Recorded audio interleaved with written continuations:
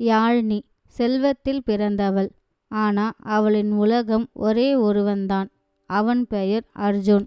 அர்ஜுன் யாழினிக்கு கணவன் மட்டும் இல்லை. அவளின் சிரிப்புக்கும் அவளின் அமைதிக்கும் அவளின் முழு உலகமே அர்ஜுன்தான். அவர்களின் காதலை பார்க்கும்போது எல்லாருக்கும் பொறாமையா இருக்கும்.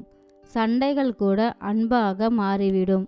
ஒரு நாள் யாழினி கண்ணீர் கலந்த சிரிப்போடு சொன்னாள், அர்ஜுன், நம் காதலுக்கு ஒரு வடிவம் வருது.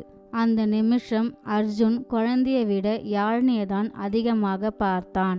அவள் நடக்கும்போது கூட அவன் அவளின் கையை விடமாட்டான். நீதான் என் உலகம் என்று ஒவ்வொரு நாளும் உணர வைப்பான்.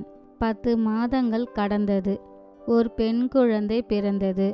அவளின் பெயர் திவ்யா. திவ்யாவின் முதல் பிறந்த நாள் வந்தது. அர்ஜுன் கண்ணீர் விட்டான்.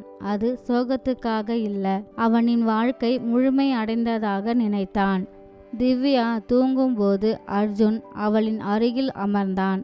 அவளின் சிறிய விரலை பிடித்து, நான் உன்னை விடமாட்டேன்னு மெதுவாக சொல்லுவான். அர்ஜுன் வெளிநாட்டுக்கு போறதுக்கு முன்னாடி யாழினியை பார்த்து சொன்னான், நான் சீக்கிரம் திரும்பி வருவேன். நீயும் திவ்யாவும் தான் என் வாழ்க்கை என்று அவன் சொன்னான். ஆனா சில வார்த்தைகள் வாழ்க்கையில் கடைசி வார்த்தைகளாக மாறிவிடும். அர்ஜுன் திரும்பி வரவில்லை. ஒரு விபத்தில் அர்ஜுன் யாழினியிடமிருந்து பிரிந்து விட்டான். யாழினி அவனின் நினைவுகளை பிடித்து அவனோடு வாழ்ந்தாள். ஒரு நாள் சின்ன திவ்யா கேட்டாள், அம்மா, அப்பா எங்க போயிட்டாரு? அந்த ஒரு கேள்வி யாழினி இதயத்தை உடைத்தது. ஆனா அவளுக்கு ஒரு வழி கிடைத்தது. அவள் முடிவு செய்தாள், நான் மீண்டும் காதலிக்க மாட்டேன். அர்ஜுன் தான் என் வாழ்க்கை. ஆனா அவனின் கனவுகளை நான் என் மகளின் மூலம் நிறைவேற்றுவேன். நாள் இரவு பாராமல் யாழினி உழைத்தாள். ஒரு அம்மாவாக மட்டுமில்ல, ஒரு தந்தையாகவும் மாறினாள். திவ்யா அவள் அம்மாவின் கஷ்டத்தை பார்த்து வளர்ந்தாள். அவளின் கனவு அம்மாவை சந்தோஷப்படுத்தியது. ஒரு நாள் திவ்யா ஒரு பெரிய இன்ஜினியரிங் காலேஜில் சீட்டு வாங்கினாள். அந்த நாள் யாழினி அர்ஜுனை நினைத்து அழுதாள். ஆனால் அது பெருமையாக நினைத்தாள். காலம் நகர்ந்தது. திவ்யா ஒரு பெரிய இன்ஜினியரிங் ஆளாக மாறினாள்.